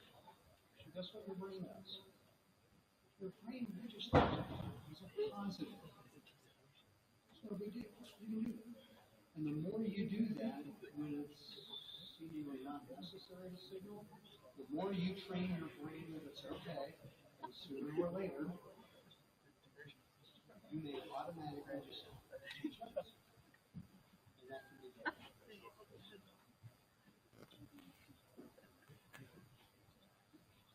We're not covering everything, and if any of you have any additional questions, you can go to our website, sandyjohnsonfoundation.org. There are two books there, Danger on the Highway and Driver Conditioning, The Unexpected Killer. If you want to read up on this a little bit more. And it's something that I don't normally do, but I'm going to do now. And if I get 500 or 800 phone calls, I might not get back to you. But that's my direct phone number, and that is my email address. If you have a question, concern, you have a thought, you have an idea, by all means, feel free to share. And then one last thing. Not everyone is aware of what you have just learned today. So watch out for them.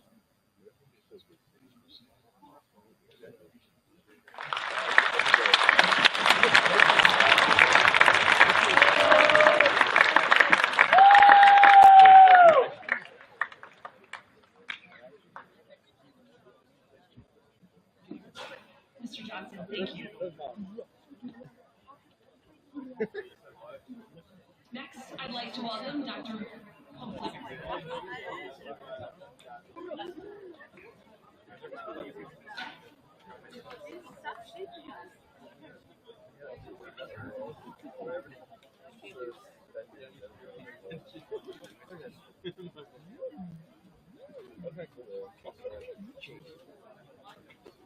What?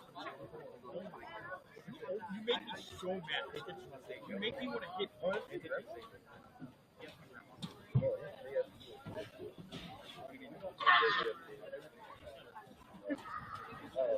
My daughter. Oh, you're leaving? Is it over? There's no way. Oh, so that's it.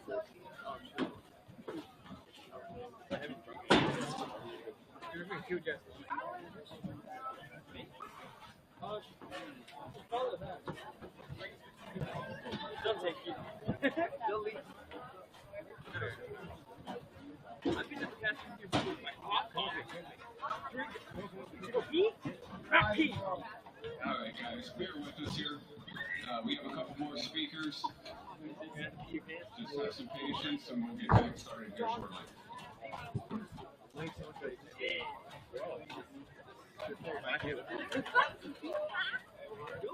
Leave me alone. You look like shit. Last year? Not even last year. Last year. So funny. I'm changing. Alright.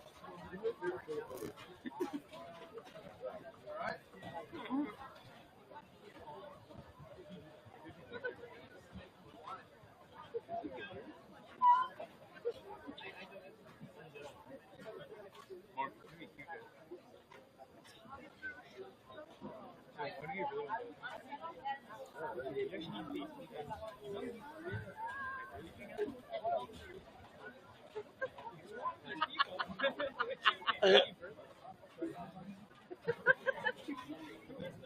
don't know. Barbara, we retard.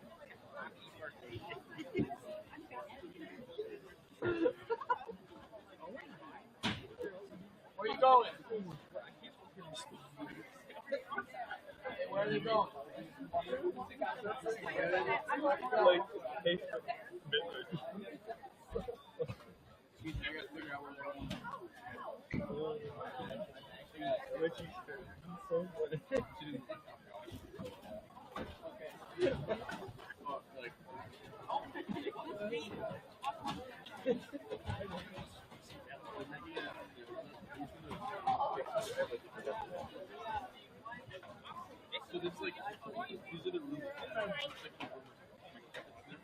Alright, guys, now is the perfect time to use the restroom as we work through some electronic stuff here. Just bear with us. We're going to make sure we end strong here, and we appreciate your patience. Thank you.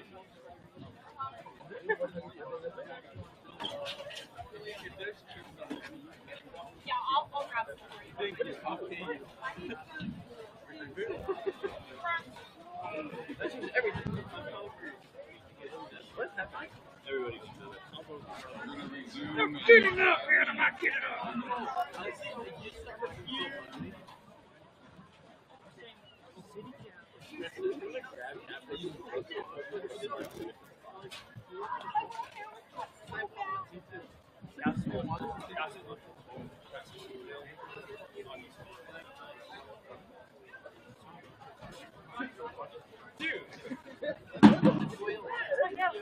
That's not even like one of the pictures of the picture. Look at the image. Oh, that's like 3. This way, quick.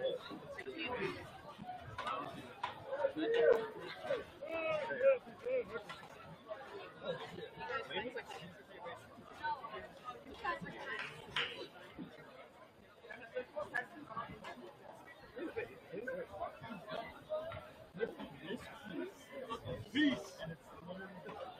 Peace.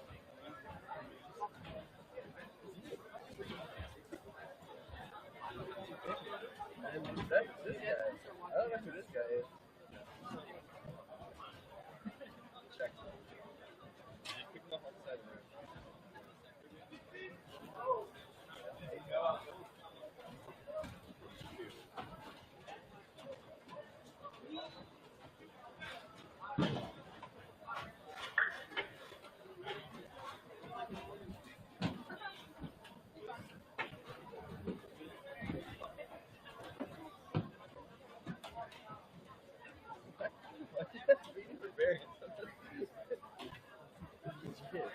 I don't know who that she I think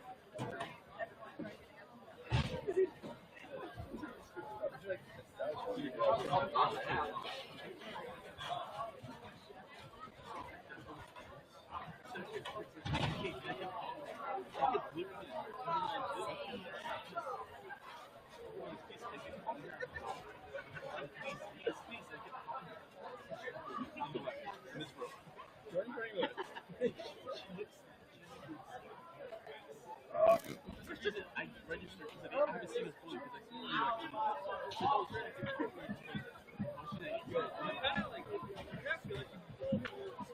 are you bald?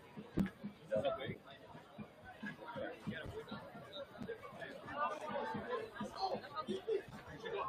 Yes.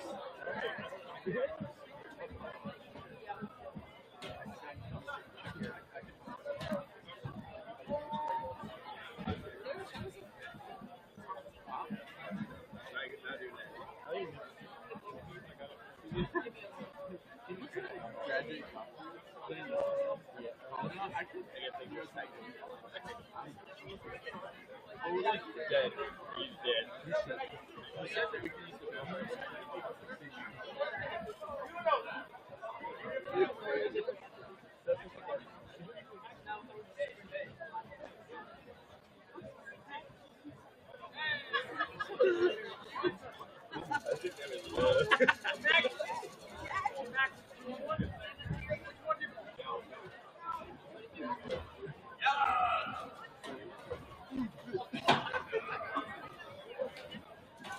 Yo, throw one more up.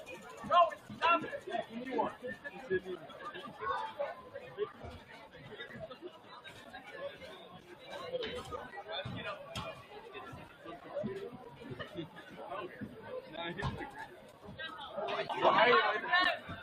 Yeah.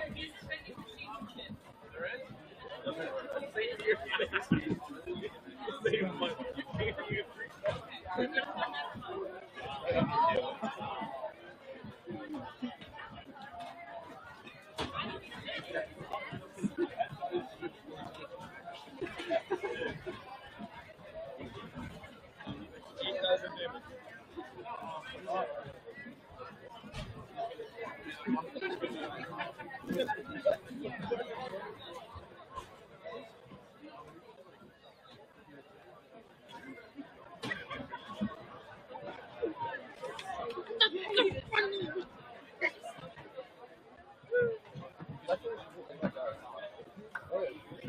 Oh my god, that's my graduation in high school.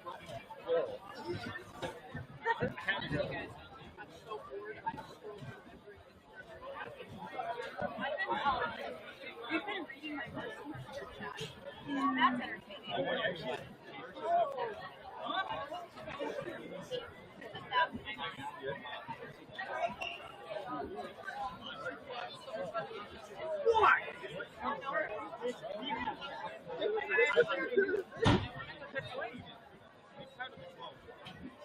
Yeah, it looks much better now.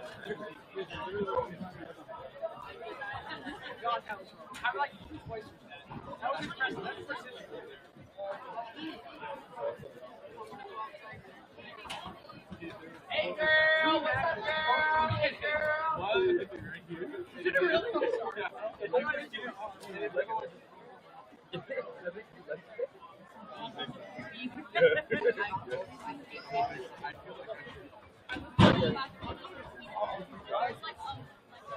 Shut up, bro. No.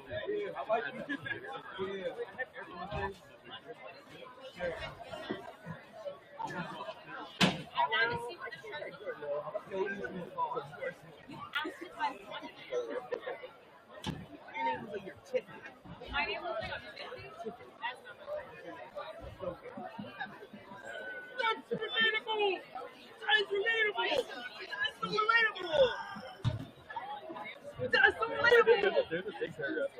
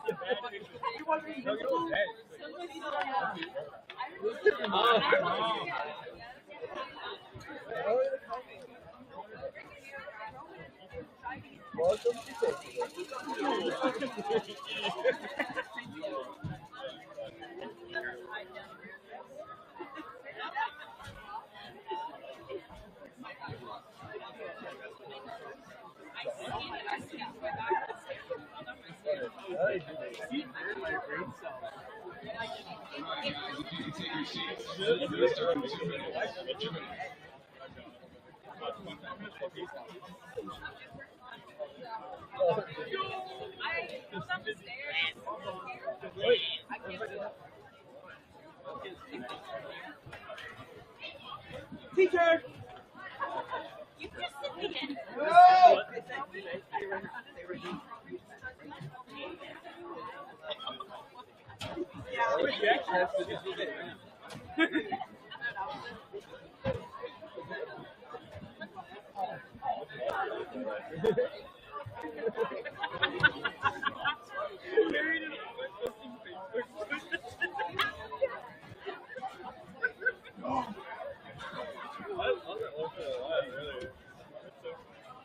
Go from just random shit, start to finish.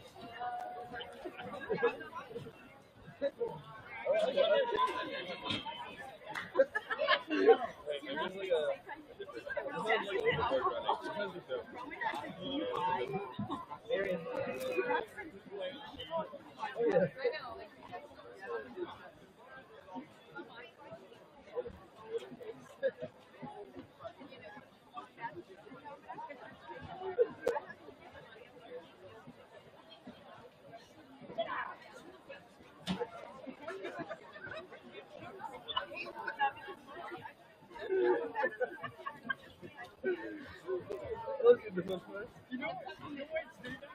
Because you put it on like a big board. No, you're like profile picture. Oh.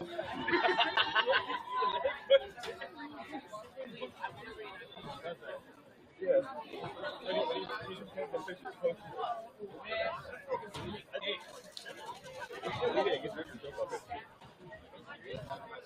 I just type it whenever I make a. It kind of makes me angry.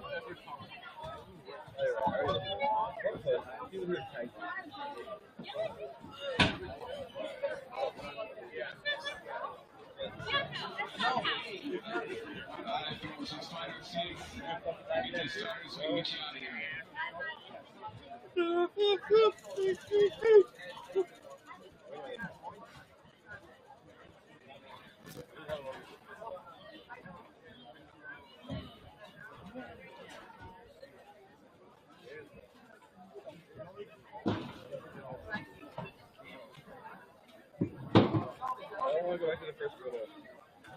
Oh.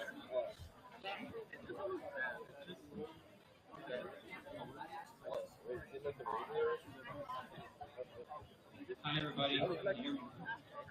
So I know it's been a long, heavy morning, and It's gonna get heavier. it's going to get heavier, but we have some good stuff for you too. Part of this is just to give you something to think about. So when you're out there making your decisions, you got some real life examples you can have. So my name is Brian Hefflinger, and I'm a neurosurgeon. So a neurosurgeon does surgery on the brain and spine. I treat brain tumors and head injuries and spine fractures and people that are paralyzed. And then my wife is actually smarter than me because I'm only an MD. She's an MD PhD. I was a forensic pathologist. This is really weird with this echoing. In like CSI, I did autopsies on medical legal deaths like suicide, homicide, traffic accidents.